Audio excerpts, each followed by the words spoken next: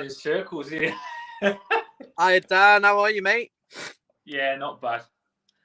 So we are live. We are live now. Welcome to Follow Everton. We have called this video the end of season party, and it's not because Everton have been good, or we've won anything, or we've won today. It's because, thank fuck, it's over. It's the worst Everton Premier League season I can remember in my life. I'm nearly 30 years of age. It was dreadful. I'm not celebrating. It's the end of season party because we don't have to put ourselves through that week in, week out. And I'm going to make a massive confession straight away. Dan, you know what I'm going to say, don't you? I didn't really watch the match. I didn't want to bring myself down again. I had a heavy Everton defeat on the agenda today. And I didn't want to bring myself crashing back down to earth after the feel-good factor of Thursday night. So, I mean, I'm sure you've seen the full game. I didn't watch it. I turned off at 2-0. I put the Man City game on. That was a roller coaster. Thank fuck Man City won the league and Liverpool didn't win it, you horrible bastards. But we'll come to that in a minute. That's why I'm a little bit more elated, because at 2-0 down to Villa with Coutinho, I'm thinking, oh my God, I am leaving. I am off. I'm off. But I've got Mabsy and Basil. Shine so brightly.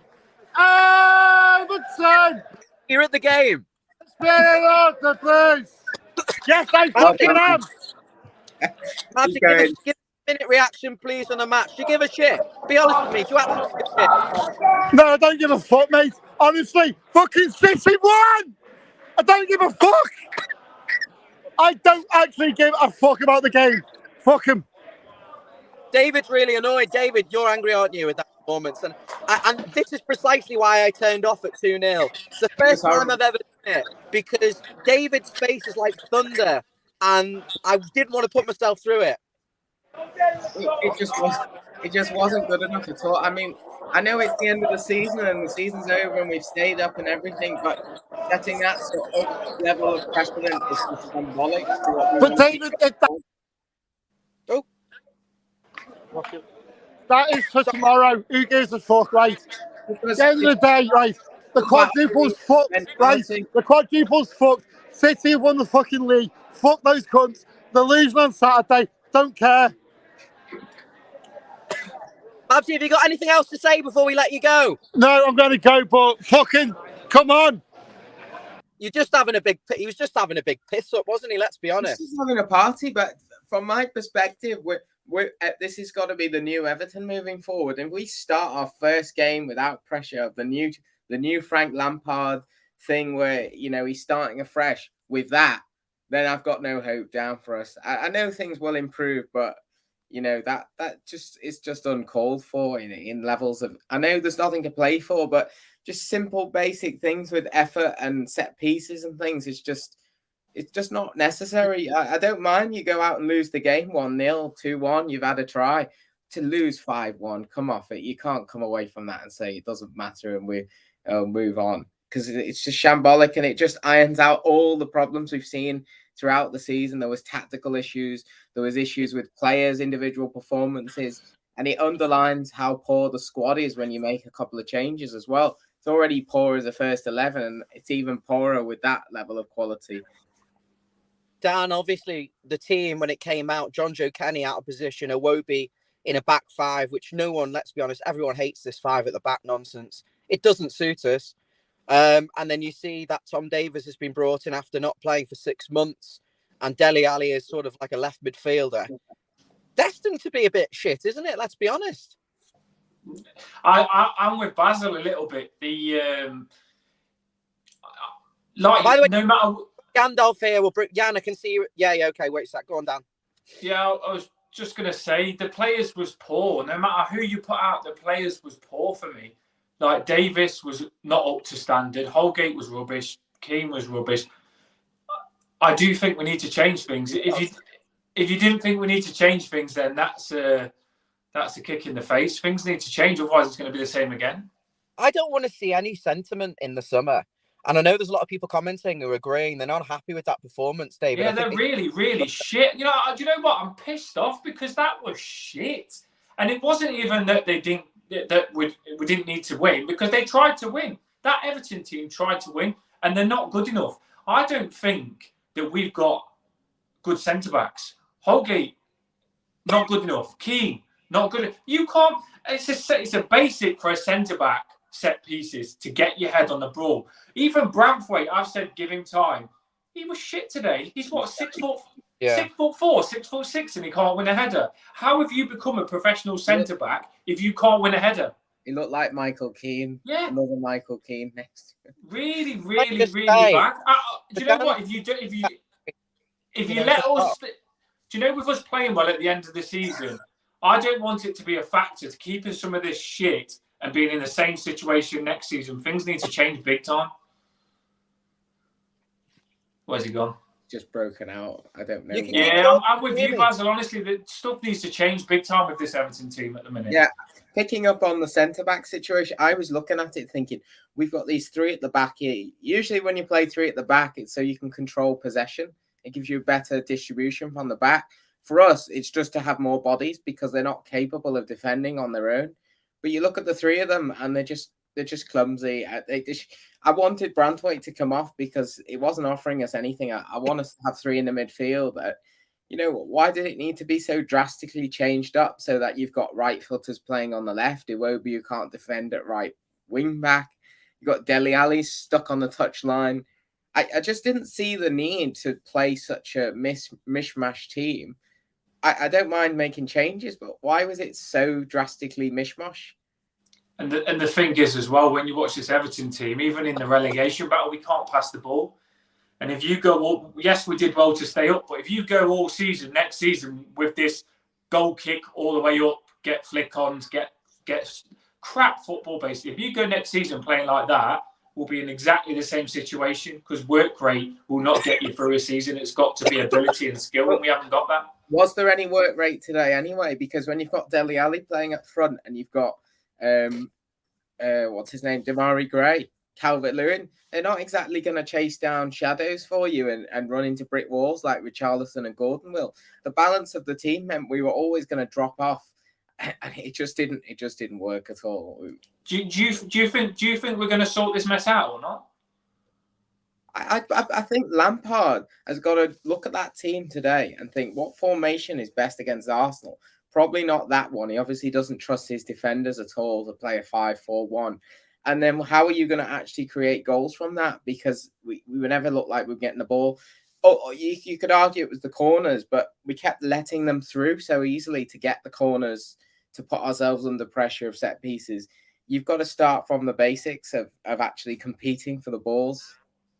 Look, there's only so much I can say about the game because, as I said to you at the start, I turned off at 2-0. I saw the team. I thought, why the fuck's he gone 5 at the back?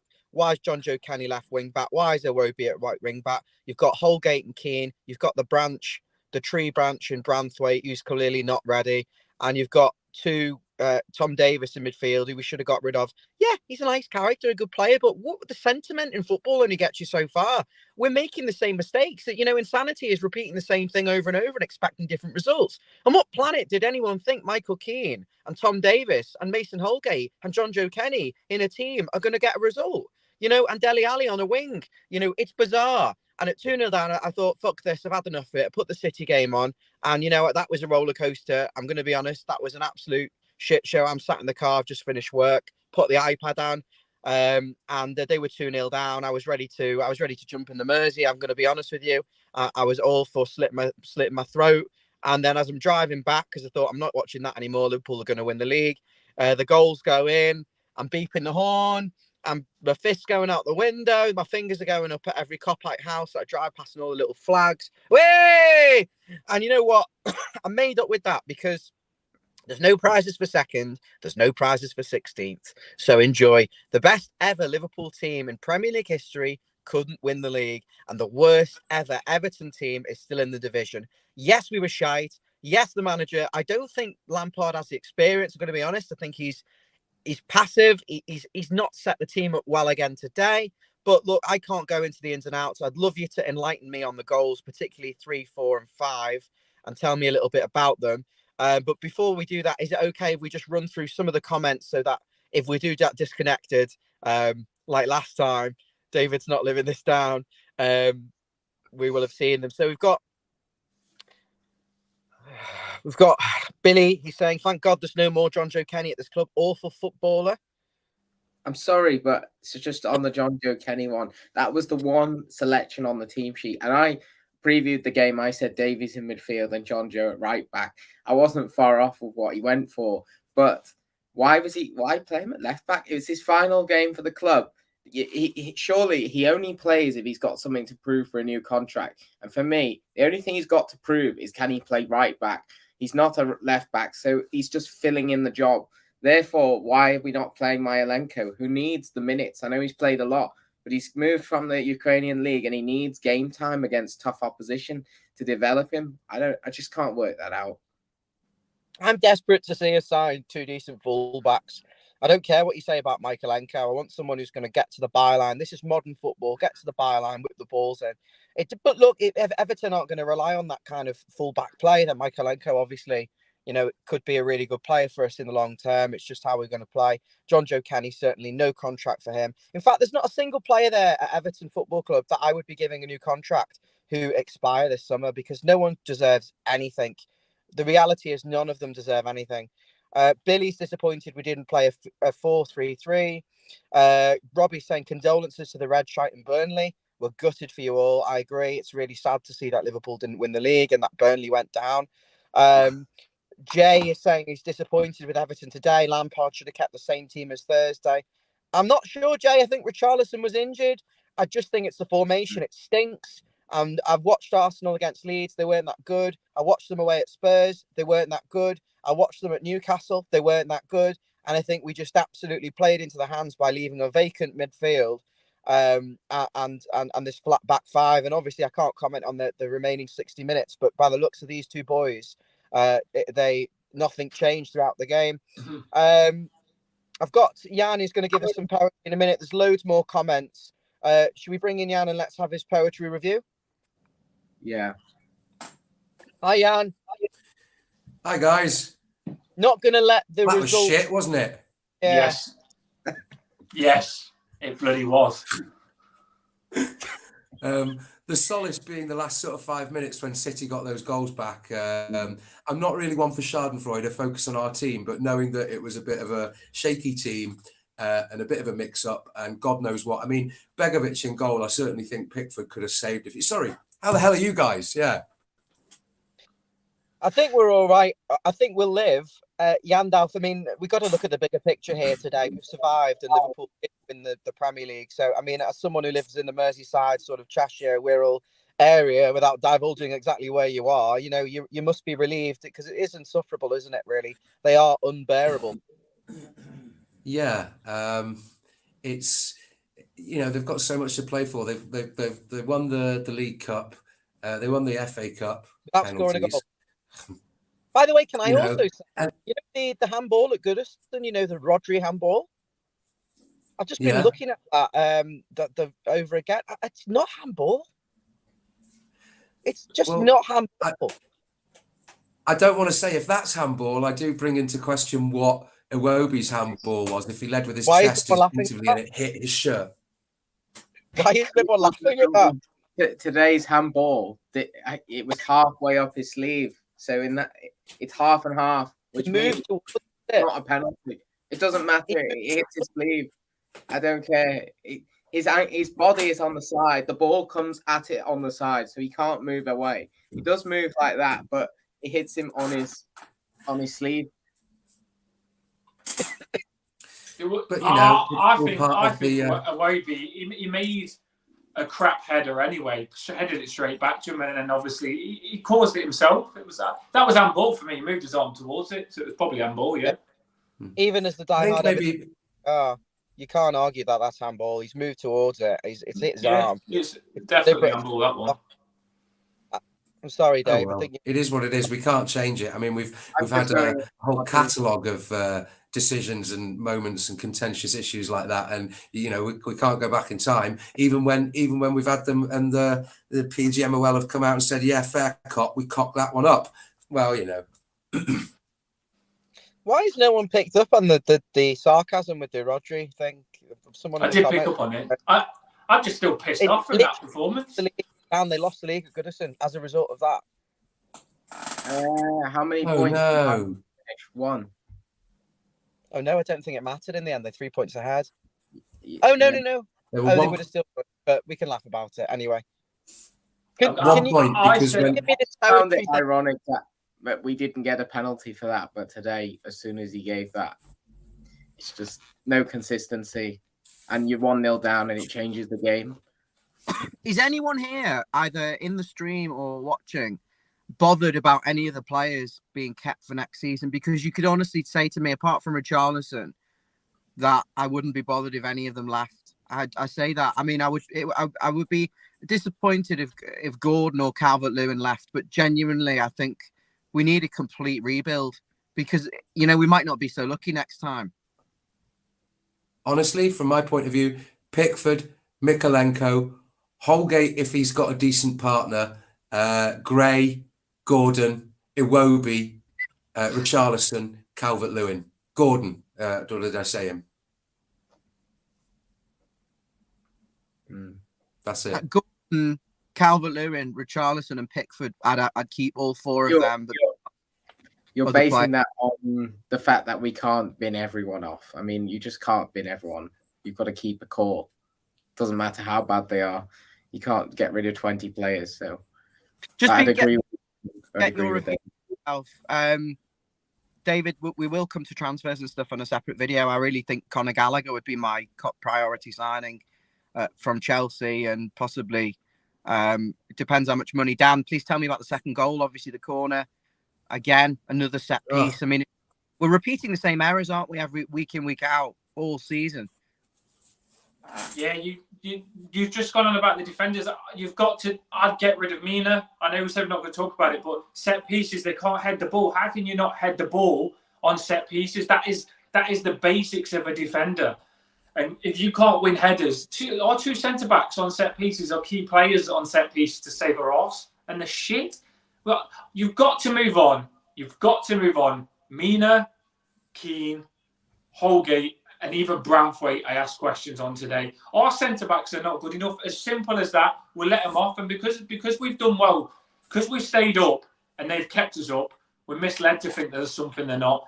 And yes, Holgate, thank you for keeping us up. But even Holgate, I don't think is good enough. Our centre-backs are not good enough. And until you change our two centre-backs and our two centre midfielders, Everton can't pass the ball. It's awful watching us. We can't pass the ball. We literally give the ball to the opposition and wait to get it back because we don't know how to play football. This is boring and crap. It's so frustrating. We are so lucky that we've stayed up. We are really, really, really watching us today. Trust me, if we come against Arsenal to stay up, they would have battered us. We are so lucky. And if Everton think us staying up means that this is going to be a different team next season, you're having a laugh. The only reason that they've tried is because we've had something to play for, because they've had to. But I can guarantee, like this game, when the heat is off, the players, this game, the way the players play today is what we'll get at the start of next season, and we'll be in this situation again. Because Keane will do the same, Holgate will do the same, and Mina will be injured. So you've got to change our defense. If you do not do that, we are in big trouble again next season. I don't want it to go away. We need to go on strike for me 100%, because that was crap. You've just stayed up. You've got that buzz in the changing room. The fans have done that for you at home. You're supposed to love playing football. You go to Arsenal and you play a good game. I don't care. We say formations was crap. Yeah, the formation wasn't that good, but you still play your socks off in that position, and we can play back 5 goals. Come on. That's diabolical. It will have been some sort of agreement, maybe, where they up in advance. Effectively, you're right. Yeah, speakers going. I'll catch you later, because it's only on low percentage. I think his Daleks come back. Very hot. Exterminate the whole team. Dan, come back in later. Sort you out. Don't know why that happened. That second goal, though, I mean, it was a near post. It was a near post header. It was Dele Alli. He wasn't paying attention. 2 weeks ago, I think it was Brentford. It was Richarlison wasn't playing a header at the other side, again near post. some sort of issue. I mean, that's not Keane and the centre back's fault, because it's not in the middle; it's at the front post. He should be working to get there. Yeah. No, you're right there. I was going to say, to touch on what Dan said. I mean, maybe he's not very positive today, but you can't really take any positives from 5-1. But it's broken record. But to not have that established pairing in centre back, or to have someone strong like Mina, who I would have all day if he's fit, but he's not fit, and then to counter that, the confidence that the team hasn't have in that core. So you always need a strong keeper, 2 centre backs, and at least one good defensive or central midfielder that can drop in and cover the gaps. And we don't necessarily have that. We haven't had that consistency, and we haven't had that pairing, the core, the backbone of the team. So especially when you come up against an Arsenal team that are desperately going to try and score as many goals as possible to overtake Spurs and get that European spot, and they're playing at home. They've got, they can be a bit hit and miss, but clearly, they've got the tools in the toolbox to put any team and give them a good game. So it's not always about how badly we play, but how well they play. And if we can't defend against that because there's not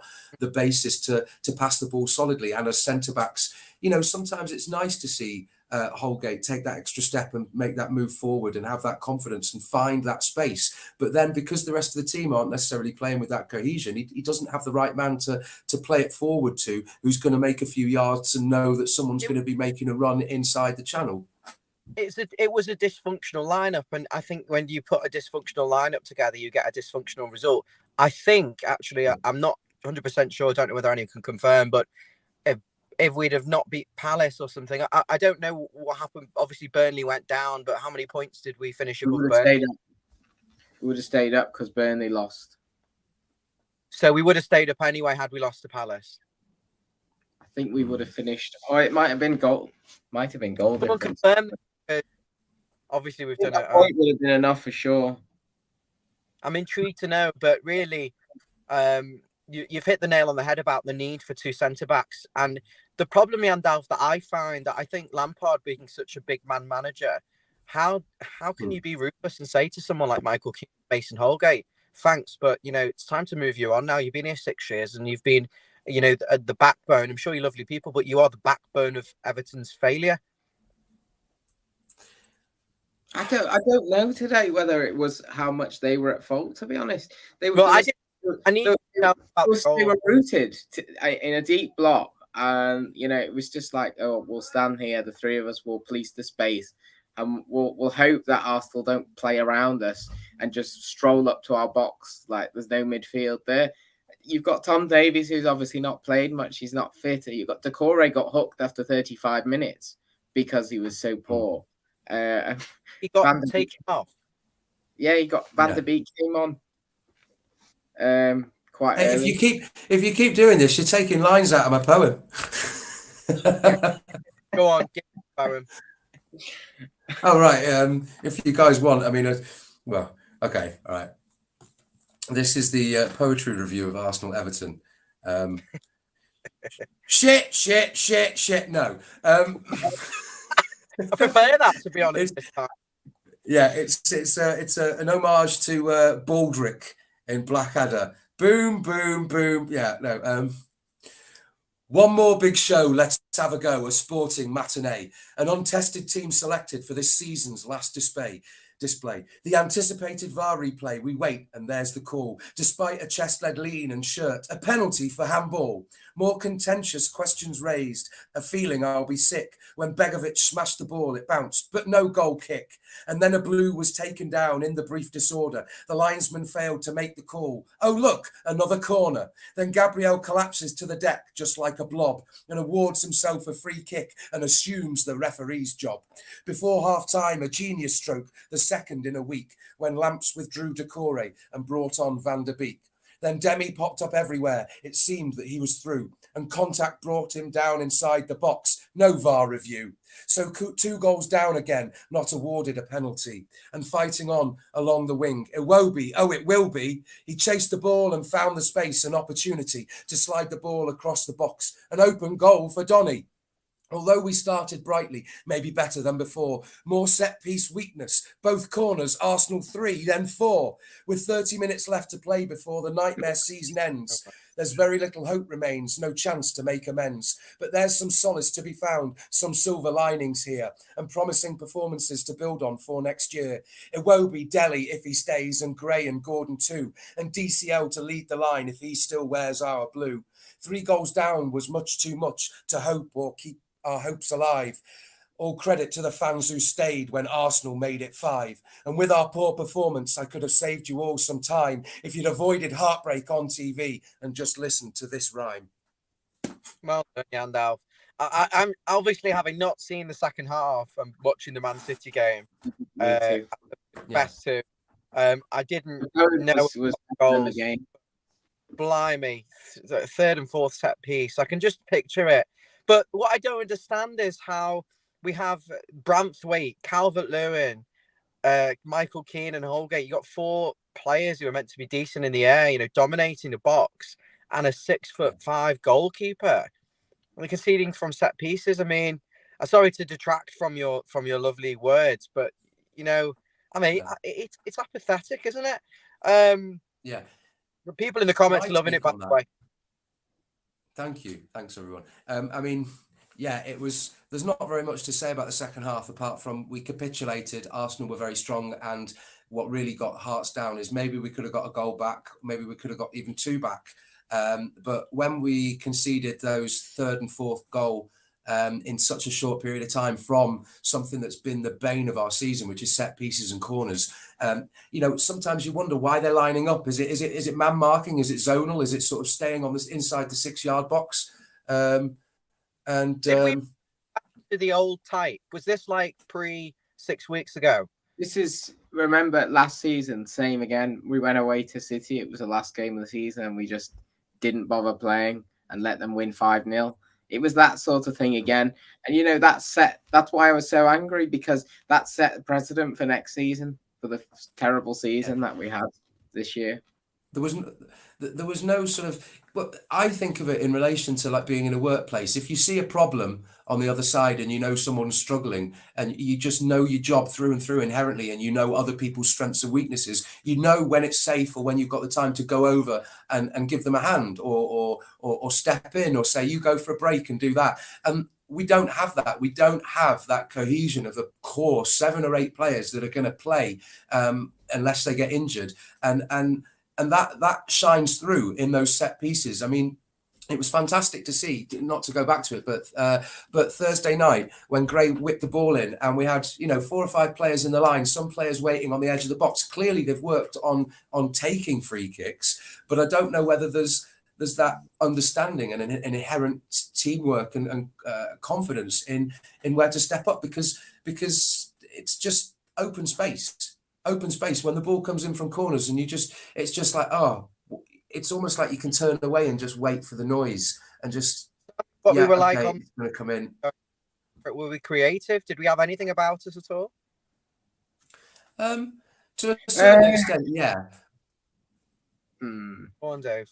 No, not really. I was just going to say on the set pieces, I agree with Yandalf in the respect that I thought when we went into the second half 2-1, with the goal we just scored before half time, it was a decent move and Arsenal switching off. I thought we might be able to get another goal or 2 if we needed. But, you know, the set pieces came in and it wasn't your stereotypical good ball into the box and a free header. It was leaving players unmarked. Cedric was left unmarked at the edge of the box. They played a clever sort of short along the floor ball, and he just hit it first time and stroked it in. And the other set piece was it was a ricochet, some sort of ricochet that came back to Arsenal. They were first to it, and he rolled it into Gabriel, and it was like a second phase of attack. So it wasn't actually the set piece. They're coming from all different positions within a set piece, like they're switching off. So it was just really disappointing. And the last goal was it was just the players didn't care, and they just didn't play. They just let Odegaard just stroll into the box and just pick his corner. Yeah, the fans were just shouting for us. The support was as it was the last 6 weeks. The support was phenomenal. Players didn't give a shit, and they were drunk off their beer. The tactics were poor. The energy wasn't there from the amount of effort they've had to put in recent weeks. But it wasn't really. It was unacceptable to lose by that many and blame it on energy and stuff like that. Yeah. So bottom line is, you've got to wonder though how much of it is down to potentially, as you say, the hangover from last week, but you still demand that professional pride to put in a performance, and maybe it's a combination of a very, I would say, relatively a very weak team selection. Yeah, that's a very good comment. And I wouldn't necessarily say that that's Frank Lampard's style in total. I think it's, when needs must as the devil rides. It's looking at our situation and knowing what's needed to be done. Maybe that's, trying to park the bus, not concede goals and get the draw, and then counter with, because we do have some, like I said, when you asked me before, did we create much? Well, it's very difficult when you're so constantly under threat and the backbone of the team is not solid. But when the ball did go forward, there is some beautiful little moments of, okay, yeah, we could get something here. Or there's, Dele Alli played well, especially with Gray. And I thought Iwobi, as always, put in a fantastic shift. But like you say, when you're relying on their speed and that little link up of a few passes and Calvert-Lewin maybe to head it on or chest the ball down and or it's a very limited in your options of what you're going to do. Exactly. There's not enough players in and around Calvert-Lewin to make it effective. You've got to be really accurate with the balls. Why is Dele Alli not playing off Calvert-Lewin with Damari Gray being the one who buzzes to create, and maybe an Anthony Gordon on the other wing and supply it into the box, and then at least there you've got a front four with a bit of mobility and speed. And this two holders. Weird setup where the five at the back was spread right along the back.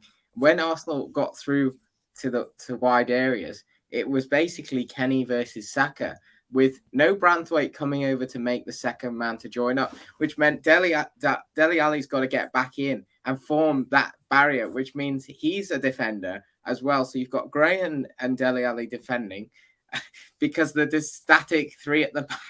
And then you've just left Calvert-Lewin. Expert levels of analysis there. I know that's exactly what I was going to say, and you put it so, yeah. So basically, Dele Alli was dragged back because the back three wasn't a back three. It was like three statues covering the box and not really coming out to press and doing anything. I mean, it doesn't surprise me. It was a one striker, and he's not known for his ability in the air. And then they've got none of them are prolific. Buzzing off. They've got men in the middle. They like to play short, tricky passes, intricate balls through the middle of the pitch. And we didn't bolster that midfield up at all. It was passive.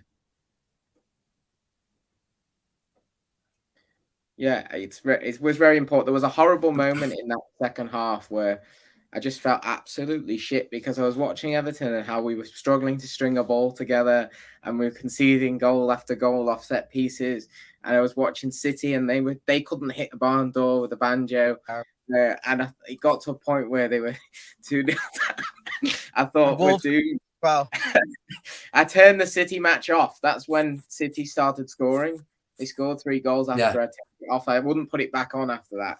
They started scoring. Well, I only put it on the TV when City were 3-2 up. I turned the Everton game down because our next door neighbour's a Liverpool fan. And well, everyone's bloody got one. So I was just waiting for that inevitable Yeah. I was saying to Jasmine, she's not happy. She said before in one of the comments, get your ass home. I said to her, I'm going to come back and I'm going to draw all the curtains, and I'm not going to leave. I booked a cruise, a Mediterranean cruise for Tuesday. I'm going away for a week, but it was kind of planned to avoid the sort of post red shite season, to get away from Everton and also the Champions League final, and then potentially the parade. So I've timed it absolutely brilliantly. I'm going to be at sea for a week, hopefully to avoid it. But your dad, Jan, has nearly called you your real name there. Your dad sent me something. I'm going to get it now because it's quite funny. I might go off the screen, but I'll bring back in. So just hold on for a sec. Yeah, no worries. Can you hear me? Yeah, still hear you. Oh, that's weird. But you can't see me. No. Okay, your dad sent me this. He said, Steve Gerrard, they gave him a 2-goal start.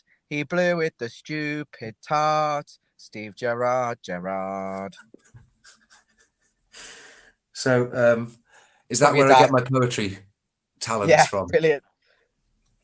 Yeah. I mean, I've got a bottle of champagne at home. I'm going to crack open when I get in. Have a glass. Yeah, it's look, because I'm not celebrating the season. I'm celebrating the fact it's over. I mean, my mental health these past 3 months has been up the wall. I've felt awful. I've been like a bear with a sore head. You come near me, I'll scream at you. I didn't want to leave the house, but I'm only going out for these gigs, which I've just come back from. I've got all my gear all packed away. It's hard to focus on your job as well. When Everton are playing on Saturday, and you're like at work, and you're like, oh my god, we need to win. We could get relegated. Liverpool are going to win everything. Because I go to the game with my dad, and I have done for since I started going, me and my dad sit next to each other. It's difficult to enjoy each other's company when you're both so miserable, but you want to be positive, and then misery enjoys company, and everyone's moaning around you, and it's like bloody quiet. It's like a funeral wall, and you just there's nothing to laugh or celebrate or cheer about, or it's no vicarious happiness. And I mean, maybe I'm going to segue into things that go beyond the scope of the channel here, but you are right that for a lot of people, especially in the current climate of cost of living and COVID and people being in lockdown and it being, even what other people's personal opinions are, it's been very divisive, and it's pitted friends and family members against each other, everything, as that's the nature of the beast. Not that I'm saying it's good and we should change it, but people find outlets for seeking joy or cathartic ways to sort of vent their frustration, and with so much emotion being put into football as some sort of semblance of normality, a continuity, it's been appalling. It's been a crutch that's constantly been breaking on us. So we fall over. Not only have we had broken legs, but we've been falling over and smashing our face on the floor. And yeah.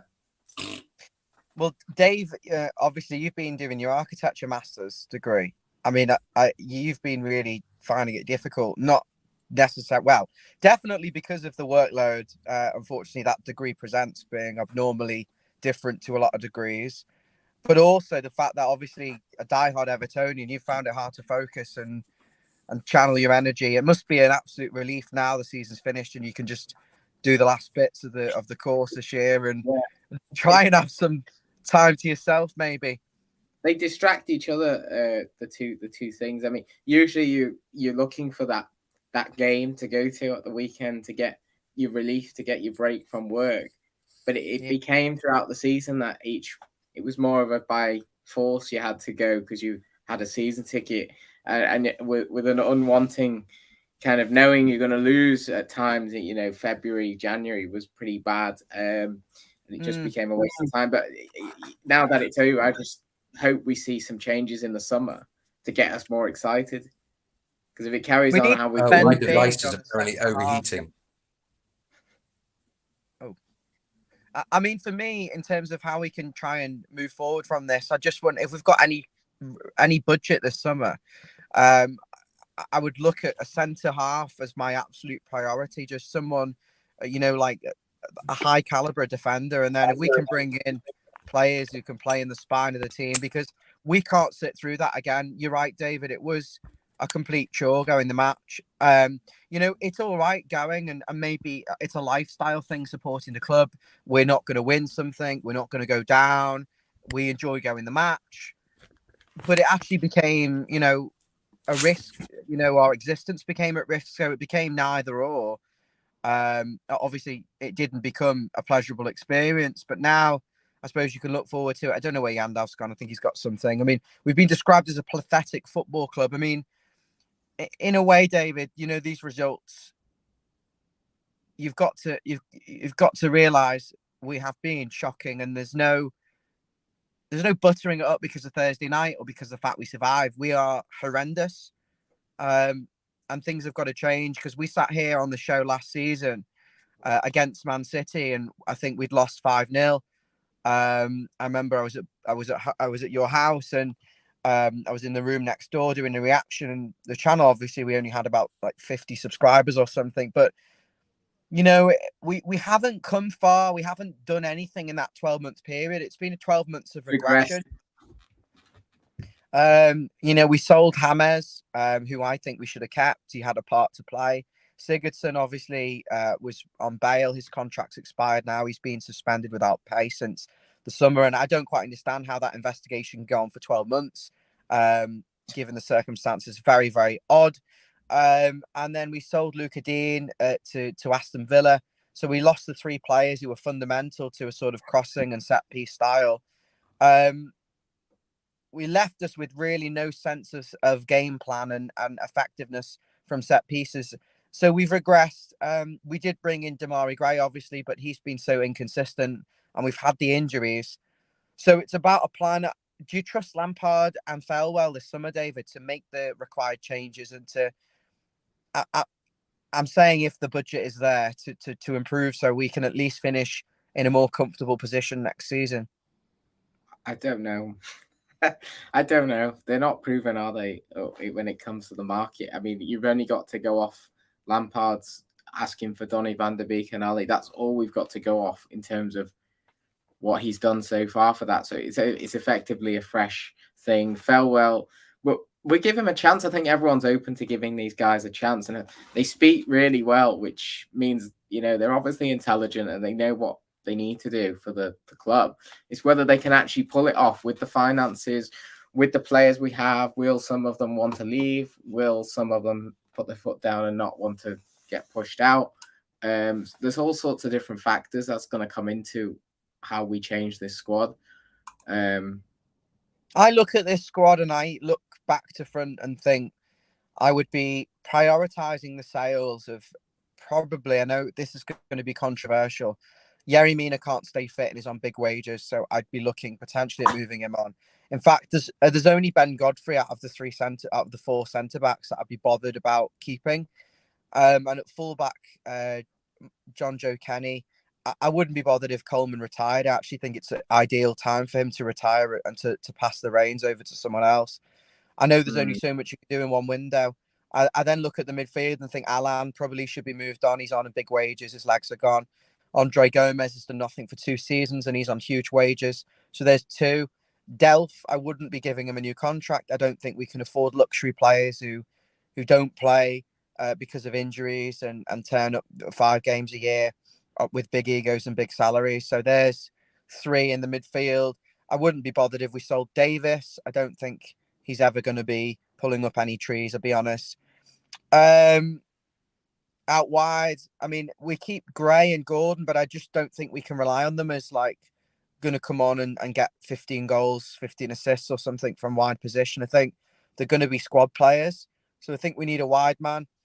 And then up front, Rondon, I'd be absolutely getting rid of Rondon. Tosin's leaving. So you'd say there's room for 2 central midfielders, 2 centre backs, and at least 1 striker, and then possibly a winger. But look, we have to do something. We can't sit and stagnate, because I'm not sitting here next year, David, in the middle of May, and having, you know, these same conversations. And thanks, Anthony. More of the same from your lot as well, please. Make sure you don't win the league again. That would be fantastic. Andy's saying, guys, thanks for the live stream this season. I felt the same, and I've been in the same conversations with friends and family. Big summer coming up. Thank you, Andy. I'm assuming you've been subscribed, obviously, from the way you're speaking, and I don't really recognize you on here, but thanks for watching. Thanks for all your support. Make sure you haven't already, hit the like button for us and subscribe to the channel.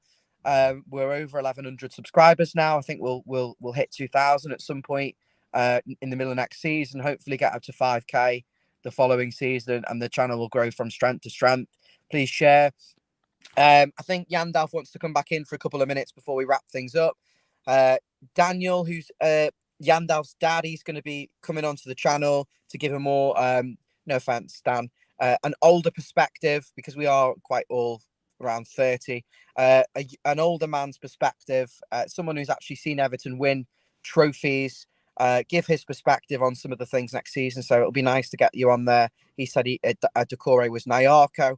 I didn't see the game, so after 20 minutes. But David's laughing. Yeah, it was really shocking. Really, really shocking. Kent is saying we need to make a formal complaint. Kent, we must make a formal complaint to the FA about refereeing decisions this season. Rodri had the same. Oh, can hear myself. Ball strike his arm and no handball decision for the penalty. Iwobi does the same and penalty. Good point. Stu is saying, as much as moving players on, how much can we actually get back to buy new players? We have to sell to buy, don't we, Jan? Sorry. We have to sell some players to buy. Absolutely. I think it depends. Comes in. I couldn't say whether it's worth spec this point, but obviously we've written off he who shall not be named. That's going to be a big drain on the sort of the books and the wages. But to think, you have to wonder if anyone's going to. And the quality of player they've demonstrated this season. Who would you sell? As we were talking about before, when you said, "Oh, do we get ship of the centre backs?" You just got to hope maybe that there's a team somewhere out there who's seen them and goes they'll fit in with what we've got planned. Yeah, and Alpha, I don't think I could hear you that clearly. I think there's something weird going on. And the feedback from David. Can hear myself. David, I'll see you next. I've just muted Yandel for a second because I think there's some feedback coming back when Ryan talks through Yandel's stream. I don't know why. I think we'll have to have a full post-mortem about the playing squad. Yeah. Yandel, thank you so much for everything you've given in the last few weeks, and the poetry and your love and friendship as well. It's been really nice to speak. We'll get you back on if you don't mind doing an end of season review with us when the dust settles. I'm hoping to host it, but I think it probably will be David or my brother Stevie. I mean, they're both my brothers, but one of them will be hosting it because I'll be on the cruise ship forgetting about it. But I'm hoping that you'll join for that. Is that okay? Jan, see you soon. Forget about the shit result. Go and have a beer. See you later.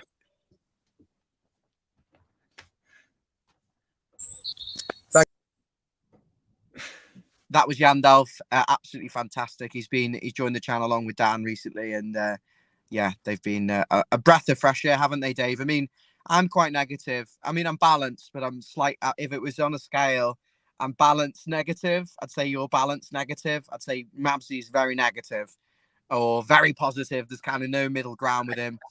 And John is a positive. Unfortunately, I haven't really seen much of John this season. I do hope he'll be able to get back on.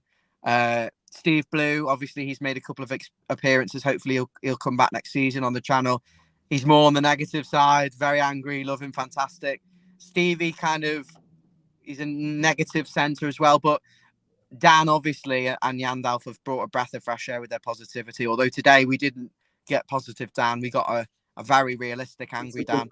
It's a good measure of Dan whether he's positive or not, whether how poor we played, because he was so it's bad. He's kicking off. Stu's saying, as much as moving players on, how much will we get back to buy new players? I'm not sure, Stu, but we are in a better negotiating position now. We're in the league because as a relegated team, you have to get rid of them. You're effectively letting players go where you could command a transfer fee for very little because we have no choice.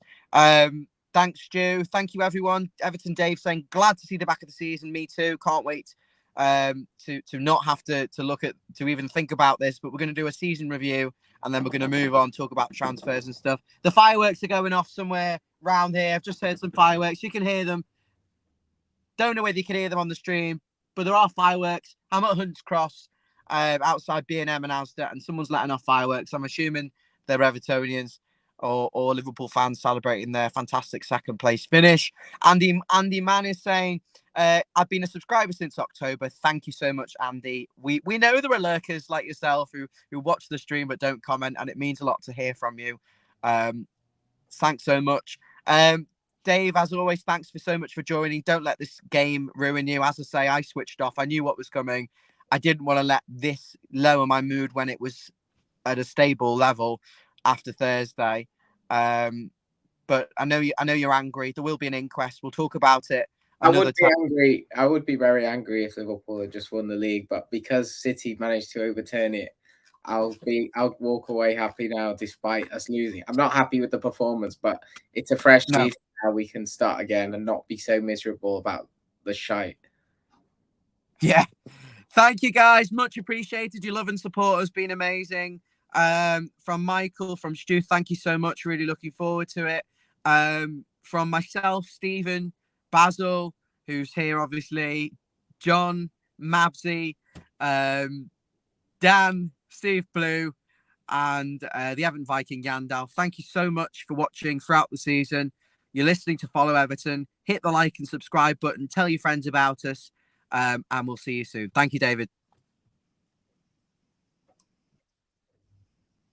Staring at me blank.